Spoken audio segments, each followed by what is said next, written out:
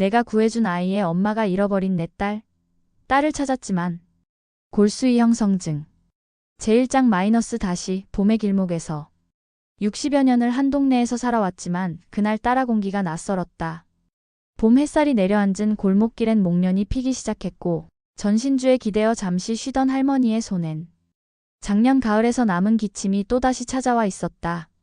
한숨처럼 가라앉은 숨을 고르고 슈퍼에서 산 두부와 바나나를 천천히 챙기던 순간 멀리서 작은 아이의 울음소리가 들려왔다. 처음엔 고양이 울음인가 했다. 그러나 고개를 돌려본 순간 가슴이 철렁 내려앉았다. 정류장 근처 낯선 남자의 손에 이끌려 울고 있는 여자아이 하나. 남자의 시선은 주변을 계속 살피고 있었고 아이는 울음을 참으려 애쓰는 듯 입술을 꾹 깨물고 있었다. 할머니는 본능적으로 다가갔다. 심장이 뛰었다. 그건 이상하다는 감정이 아니라 이유 없는 두려움이 먼저였다. 아저씨, 아이 아는 사이세요? 남자가 순간 움찔했다. 그리고 눈을 피하더니 아이의 손을 놓고는 도망치듯 사라졌다. 주변 사람들의 시선이 몰려들었고 아이는 그대로 주저앉아 엉엉 울기 시작했다. 괜찮니, 얘야? 어디 다친 데는 없고? 할머니는 떨리는 손으로 아이의 어깨를 감쌌다. 그 작은 몸이 오들오들 떨렸다. 그리고 그 눈동자.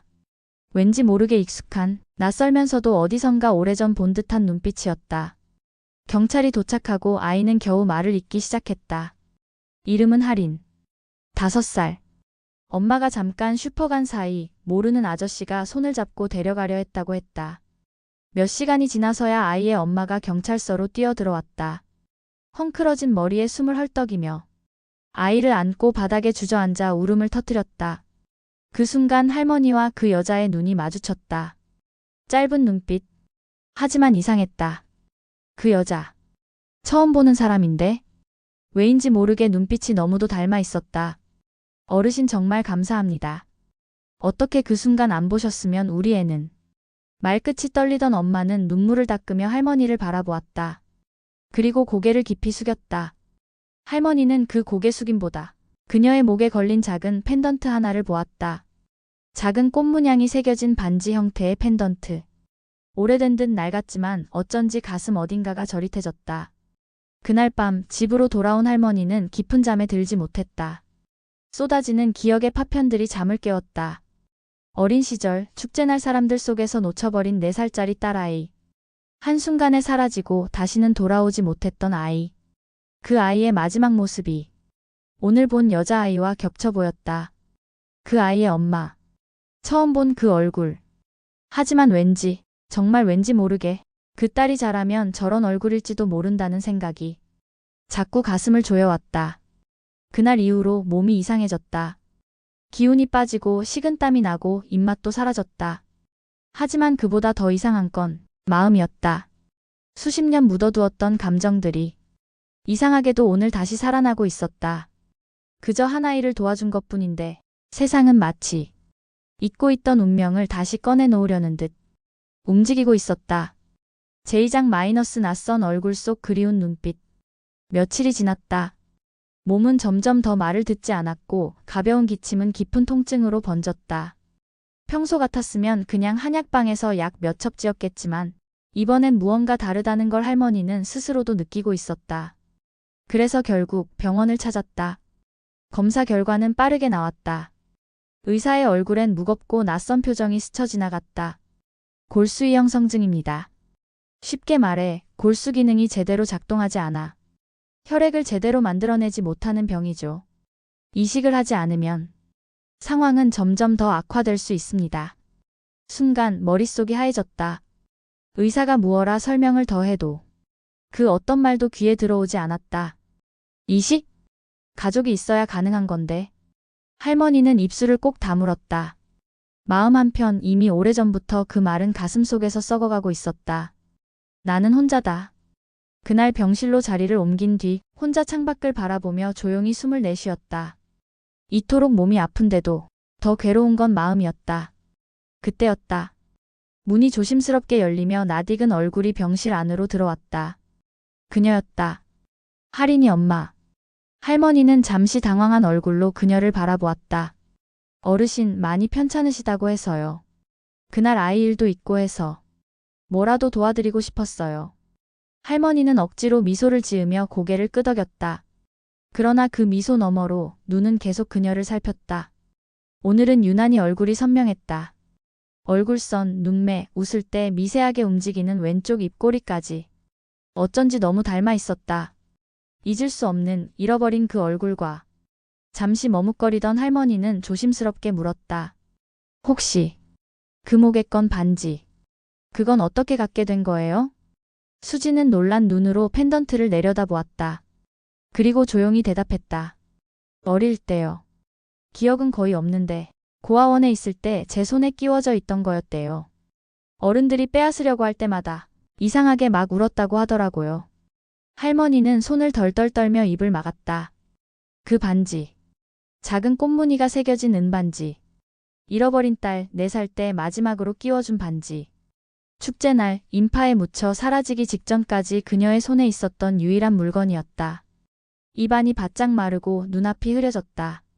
그 아이는 정말 설마. 할머니는 더 이상 말을 잇지 못했다. 그녀가 할인이의 엄마가 잃어버린 딸이라면? 순간 수진이 조용히 할머니 쪽으로 다가와 앉았다. 그리고 천천히 손을 내밀었다. 혹시 이상한 이야기일 수도 있는데요. 어르신 얼굴을 뵈면 왠지 모르게 자꾸 마음이 편해져요. 그게 왜 그런 건지 저도 모르겠어요. 할머니는 떨리는 손으로 수진의 손을 감싸 쥐었다. 그 온기, 그 조그맣던 아이의 손과 너무나 닮아 있었다. 하지만 입 밖으로는 내지 못했다. 확신할 수 없었다. 그렇게 믿고 싶지만 혹시라도 틀린 믿음이라면 이 모든 건 더 큰 절망이 될지도 몰랐다. 그날 밤 할머니는 종이에 작은 글씨를 적었다. 유전자 검사 신청서. 그 아래 떨리는 손으로 서명을 했다. 아직은 믿지 않기로 했다. 그러나 그 반지를 본 이상 확인하지 않고는 견딜 수 없었다. 그녀가 정말 그 아이일지도 모른다는 가능성. 그 가능성 하나가 지금의 고통을 잊게 하고 있었다. 제3장 P보다 깊은 거리. 유전자 검사가 의뢰된 병원은 그리 크지 않았지만 그 결과 한 장을 기다리는 시간이 이토록 길게 느껴질 줄은 몰랐다. 할머니는 병실 침대에 앉아 수진이 남긴 꽃 한 송이를 물끄러미 바라보았다. 노란 프리지아. 향기는 진했지만 마음은 자꾸 옛날로 돌아갔다. 잃어버렸던 날. 잊을 수 없던 그날. 사람들 틈에서 손을 놓친 순간. 딸의 울음소리가 바람 속에 지워지던 순간. 그 이후로 세상이 멈춘 듯 살아왔다.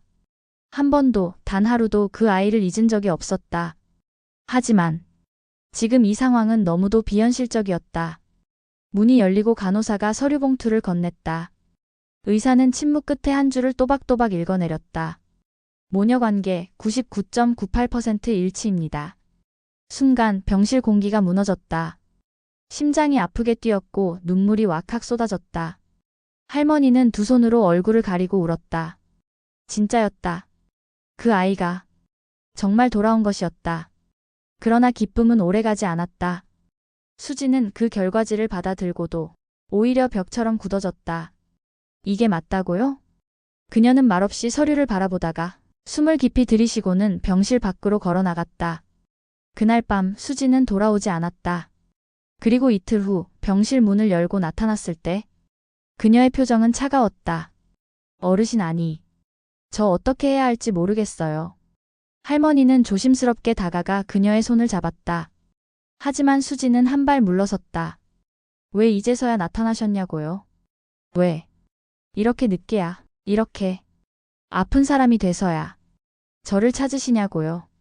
그 말에 할머니는 가슴이 무너져 내렸다. 말을 할 수 없었다. 그저 눈물만 흘렸다. 수지는 애써 고개를 돌렸지만 목소리는 점점 떨리고 있었다. 평생 가족이 뭔지 몰랐어요. 그냥 없으니까 없는 줄 알았어요. 근데 이제 와서 엄마라고요? 할머니는 한참 만에 작게 대답했다. 아니야. 내가 널 찾은 게 아니고 내가 날 찾아온 거야. 네가 날 살렸고 네가 내 앞에 나타났어.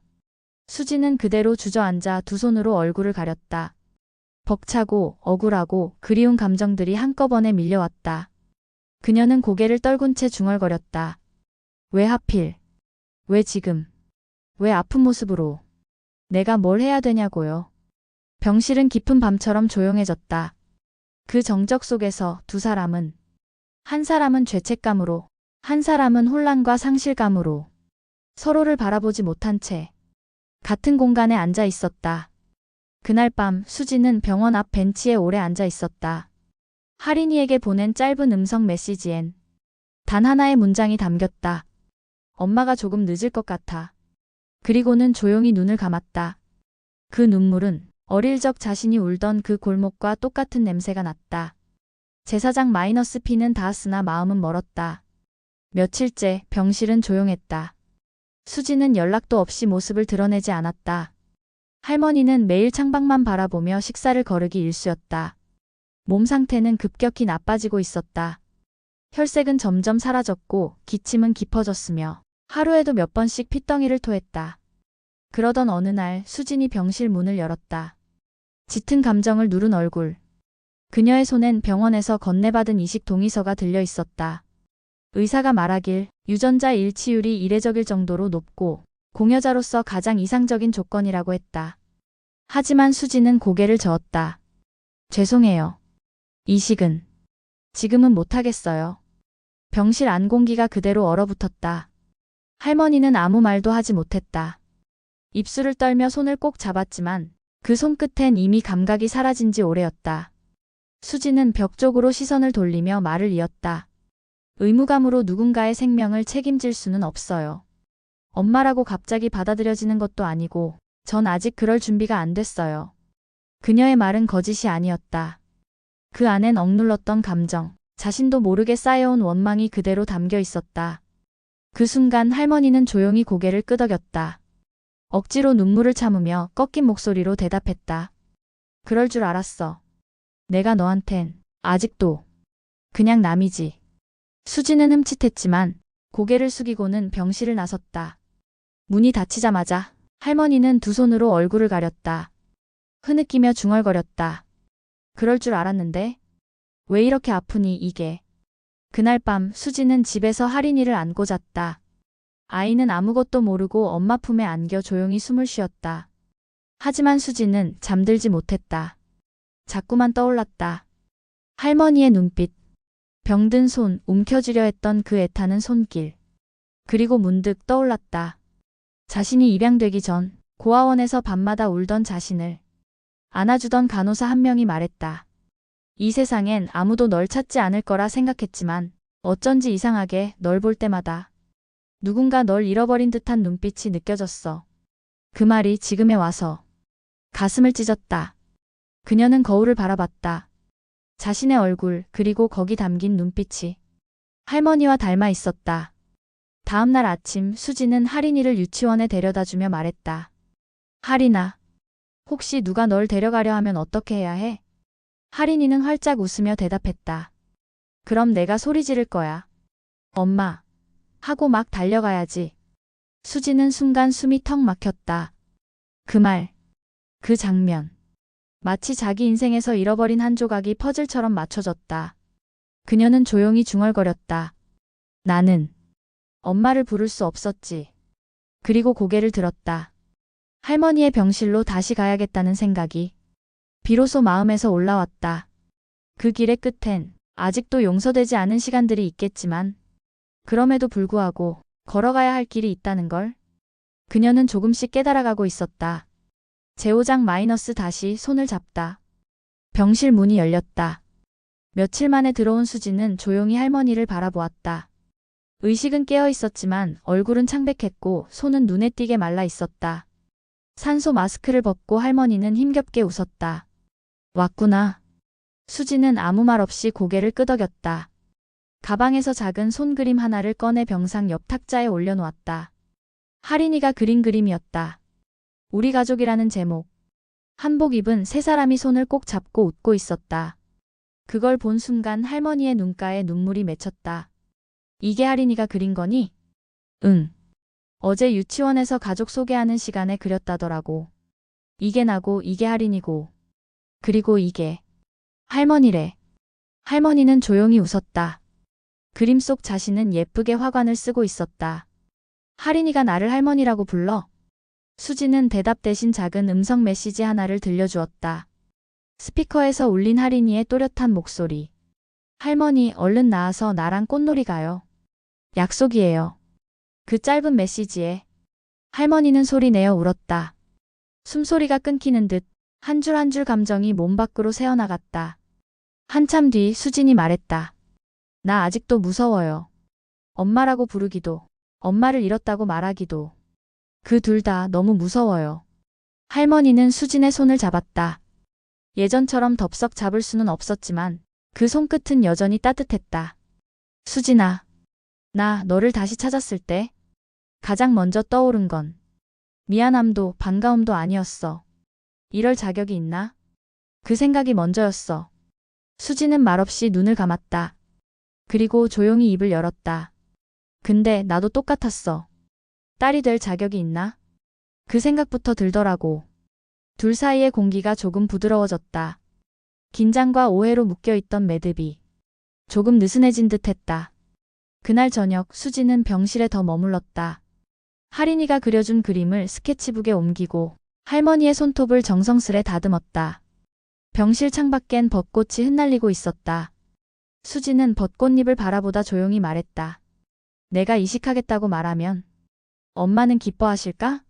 할머니는 고개를 저었다. 기쁘지 않아. 고맙지도 않아. 그냥 살아있어줘서 그게 다야. 수지는 그 말에 고개를 숙였다. 그리고 처음으로 속삭이듯 불렀다. 엄마. 한 단어. 한 생애가 걸린 이름. 그 이름이 입을 떠나는 순간 둘 사이엔 따뜻한 봄바람이 불어왔다. 그 밤 병원 복도는 적막했지만 그들의 병실 안은 오랜 시간 닫혀있던 창이 조금씩 열리기 시작했다.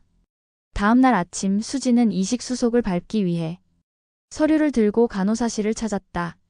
이제 피를 나눴다는 사실보다 마음을 나누겠다는 결심이 더 큰 의미를 가지기 시작했다. 제육장 마이너스 고비 그리고 망설임. 수진의 이식 서류가 접수된 다음 날 병원은 분주해졌다. 검사와 혈액 채취, 마취 시뮬레이션까지. 생애 처음 겪는 의료 절차들이 수진을 압박하기 시작했다. 괜찮을 줄 알았다. 몸보다 마음이 더 단단해졌다고 믿었다. 하지만 정해진 이식 날짜가 다가오자 숨이 조여오는 듯한 공포가 목덜미를 붙잡았다. 그날도 검사실에서 돌아온 수진은 할머니의 병실 문 앞에서 발걸음을 멈췄다. 안에선 조용한 숨소리만 들릴 뿐. 손잡이를 잡고도 선뜻 문을 열 수 없었다. 그때 간호사가 다급히 뛰어왔다. 수진 씨, 혹시 지금 잠깐 시간 되시나요? 어르신께서 갑자기 고열이 오르셔서 심장이 덜컥 내려앉았다. 곧장 병실 문을 열자 할머니는 땀에 젖은 머리카락을 이마에 붙인 채 힘겹게 숨을 쉬고 있었다. 산소 포화도는 급격히 떨어졌고 담당 의사의 목소리는 긴장에 젖어 있었다. 이식 전 상태로는 위험합니다. 폐 감염 증세가 의심되며 면역력이 이미 바닥이에요. 이 상태로 수술을 밀어붙이는 건. 말끝을 흐린 의사는 잠시 망설였다. 수진이 입을 열었다. 수술 못하는 건가요? 의사는 단호히 말했다. 아니요. 가능은 하지만 성공 확률은 절반 이하입니다. 거부 반응이 올 가능성도 높고요. 병실 안 공기가 일순간 얼어붙었다. 수지는 흔들리는 눈으로 할머니를 바라봤다. 그 순간 할머니가 아주 낮은 목소리로 중얼거렸다. 수진아, 수술하지 마라. 이러다 내 몸 다치면 그게 더 싫다. 수지는 침묵했다. 살려달라는 말보다 하지 말라는 그 말이 왜 이렇게 더 가슴을 찔렀을까? 그날 밤 그녀는 병원 복도 한가운데서 한참을 앉아 있었다. 간호사들은 조용히 그녀를 지나쳤고 창밖엔 봄비가 가늘게 내리고 있었다. 핸드폰을 열어 오래전 고아원 시절 남아있던 사진을 꺼냈다. 작은 은반지가 손가락에 어설프게 끼워져 있는 사진. 그리고 그 아래 적힌 이름, 최수진. 그 이름을 바라보다 그녀는 처음으로 자신이 누구인지, 어디서 왔는지 그 해답을 얻고 싶다고 느꼈다. 지금 도망치면 다시 돌아올 길이 없을지도 몰랐다. 그때 문자 하나가 도착했다. 보낸 사람은 유치원 선생님. 사진 한 장이 함께 첨부되어 있었다. 할인이가 오늘 가족 그림 다시 그렸어요. 이번엔 병원 침대에 누운 할머니 옆에 자기가 수술복 입고 있는 걸 그려놨어요. 우리 가족은 서로 도와요라는 말도 함께요. 수지는 핸드폰을 꼭 쥐고 한참을 울었다. 결국 가족이라는 건 서로를 지키고 싶은 마음에서 시작된다는 걸 딸이 먼저 가르쳐주고 있었다. 다음 날 아침 수지는 수술실 동의서에 마지막 서명을 했다. 제가 책임질게요. 무슨 일이 있어도 이제는 물러서지 않을 거예요. 의사는 고개를 끄덕였지만 표정은 무거웠다. 우린 최선을 다하겠습니다. 하지만 마음의 준비도 해두셔야 합니다. 그렇게 이식 수술 준비는 본격적으로 시작됐다. 목숨을 걸어야 하는 싸움, 가족이라는 이름으로 처음 맞서는 싸움이었다. 제7장 마이너스 경계에서 피어난 이름. 이른 아침 병원 복도는 유난히 고요했다. 의사와 간호사들이 조용히 움직였고 하얀 수술복 위로 긴장과 결의가 어른거렸다. 할머니의 병실에서도 말이 없었다. 수지는 어머니의 손을 꼭 붙잡은 채 말없이 눈을 감고 있었다. 이제는 엄마라고 부를 수 있었지만 그 이름을 부를 수 있는 시간이 오늘이 마지막 일지도 모른다는 공포가 숨막히게 목을 조여왔다. 곧 들것에 실려가는 할머니는 흐릿한 시선으로 수진을 바라봤다. 아가야, 나 미안해. 너한테 다 미안해서 더 못 살 것 같았어. 수지는 눈물 섞인 목소리로 대답했다. 엄마, 이제 그만 미안해요. 살아줘요. 그게 다예요. 서로의 손끝이 천천히 떨어졌다. 수술실 문이 닫히는 순간 두 사람 사이엔 눈물보다 더 깊은 약속 하나가 남았다. 수진도 바로 맞은편 수술실로 향했다. 공여자 수술은 절차가 짧고 비교적 안전했지만 몸보다 무서운 건 마음이었다. 마취 직전 의사의 물음에 수지는 조용히 중얼거렸다. 이게 내 엄마니까요. 살아야 돼요. 무조건. 그 말은 의료진을 포함한 모두의 가슴에 작은 울림처럼 남았다. 시간은 지독히도 느리게 흘렀다. 할머니의 수술은 예정보다 2시간이나 더 걸렸다. 거부 반응 징후가 발견됐고 한때 혈압이 급락해 의료진 모두가 가망 없음을 예감하기도 했다. 하지만 그 순간 할머니의 심장이 다시 뛴 것이었다. 느리지만 분명하게 마치 누군가를 붙잡으려는 듯 작은 희망의 맥박이 손끝에서 되살아났다. 그 소식을 들은 수지는 회복실에서 눈을 떴고 몸의 통증도 잊은 채 눈물을 흘렸다. 진짜 살아있다. 진짜 우리가 같이 살아있다. 이튿날 저녁 회복 중인 두 사람은 처음으로 병실에 함께 누워 있었다. 목소리는 약했지만 할머니는 입꼬리를 올렸다. 수진아, 나 다시 태어난 것 같다. 수지는 이불을 꼭 쥐고 말했다. 아니에요. 우리가 다시 만난 거예요. 처음으로. 서로 놓치지 않고. 잠시 뒤 간호사가 할인이를 데리고 들어왔다. 작은 손에 꽃을 쥐고 있던 아이는 할머니에게 다가가 씩 웃으며 말했다. 약속 지켰죠? 꽃놀이 가기로 했으니까 얼른 나아야 해요. 할머니는 떨리는 손으로 그 꽃을 받아들고 눈을 감았다. 그날 수술실에서 넘었던 경계는 삶과 죽음의 경계이기도 했고 용서와 사랑, 고통과 책임 사이의 경계이기도 했다. 그 경계 끝에서 모녀는 드디어 이름을 부르고 손을 잡았다. 이야기는 끝나지 않았다. 이제 진짜 가족이 되어 살아가는 일이 그들을 기다리고 있었다. 제8장 마이너스 함께 살아간다는 것. 봄이 지나 초여름이 다가오고 있었다. 수술 이후 한 달 할머니는 회복 병동에서 퇴원 허가를 받았다. 몸은 여전히 약했지만 눈빛만큼은 전보다 훨씬 또렷했다. 삶에 다시 색이 입혀진 듯한 눈빛이었다. 병원 문을 나서는 날 수진이 조심스레 말했다. 엄마, 우리 집으로 가요. 할인이도 매일 할머니 보고 싶대요. 할머니는 잠시 망설였다. 평생을 홀로 살아왔고 마음 붙일 데 없는 세월이 몸에 배어 있었다. 하지만 수진의 손을 마주 잡은 그 순간 그 손 안에 새겨진 온기가 홀로 보낸 80해를 덮기에 충분했다. 작은 아파트에 도착하자 할인이가 현관에서 신나게 달려왔다. 할머니, 이제 진짜 우리 집 할머니예요? 할머니는 웃으며 고개를 끄덕였다. 그래, 이제 진짜 할머니지. 며칠 후 집안에선 익숙지 않은 풍경이 피어나기 시작했다. 수지는 저녁마다 국을 끓였고 할머니는 조용히 다듬어진 채소를 씻으며 한 숟갈 간을 보았다. 할인이는 식탁 아래에서 그림을 그리고 있었다. 그림 속엔 엄마, 할머니, 그리고 자기가 같은 이불을 덮고 누워있는 모습이었다. 식사를 마친 저녁, 세 사람은 나란히 앉아 드라마를 보며 웃기도 울기도 했다. 그 장면 하나하나가 할머니에겐 처음 살아보는 가족의 시간이었다. 어느 날 수진이 문득 물었다. 엄마, 그동안 외롭지 않았어요? 할머니는 고개를 저었다. 그땐 외로울 틈도 없었어. 그냥 혼자서 사라지는 대로 살았지. 수지는 조용히 웃었다. 이제 혼자 아니니까. 사라지는 대로 말고 같이 살아가요. 그 말에 할머니는 처음으로 마음속 깊은 곳에서 살고 싶다는 감정이 올라오는 걸 느꼈다.